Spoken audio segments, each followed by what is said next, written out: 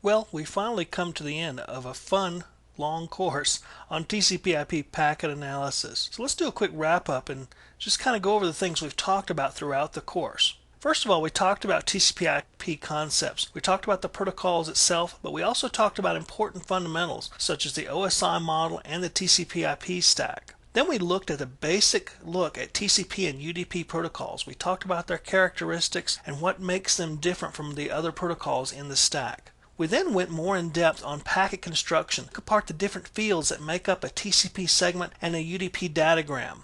Then we went to the basics of IP protocols. We looked at some characteristics of a few of the IP protocols that are out there that you will see almost daily in your network analysis.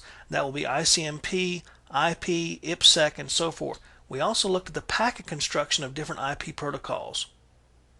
Then we took at some packet analysis tools, some that we've used through the course, and we looked at those to kind of help you get an idea of what tools are out there. Of course, we used the popular Wireshark, which is probably one of the most popular sniffer and packet capturing programs out there, but there are others out there as well that we discussed.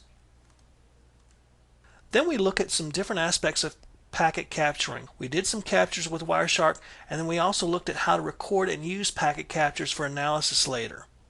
Then we looked at analyzing TCP/IP traffic. We looked at some of the things you need to look at when looking at traffic, such as setting up a time frame, tracing traffic, looking at protocols, kind of figuring out how the conversation was supposed to go in a TCP session or in a particular traffic capture, and kind of analyzing that and breaking it up. We also then looked at analyzing common protocols.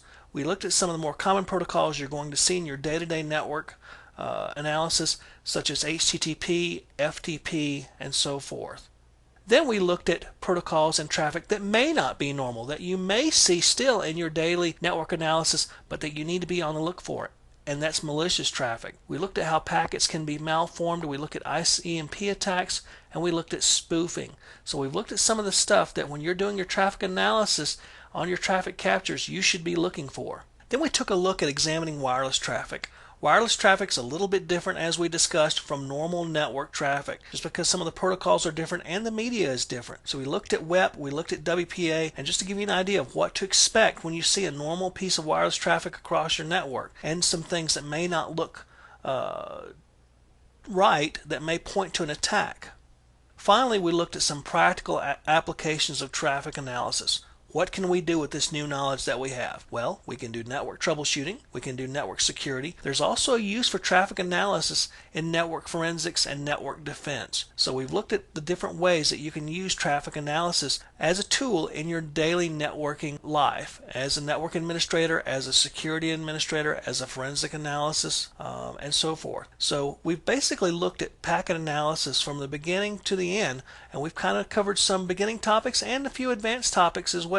By no means should you stop here in your training. You should go ahead and go out there and grab some more books, look some stuff up on the internet, get more involved in this. And the most important thing you can do to really get boned up on this and become an expert on packet analysis and traffic analysis is actually do it.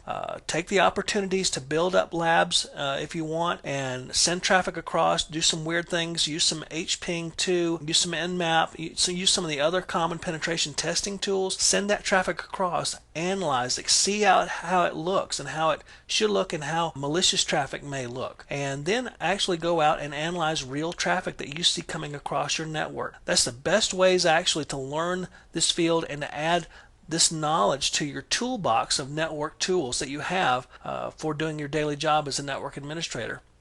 Having said all that, it's been my pleasure to be your host for this course and to guide you through it, and hopefully you've learned a few things along the way that you didn't know before about TCP/IP packet and traffic analysis.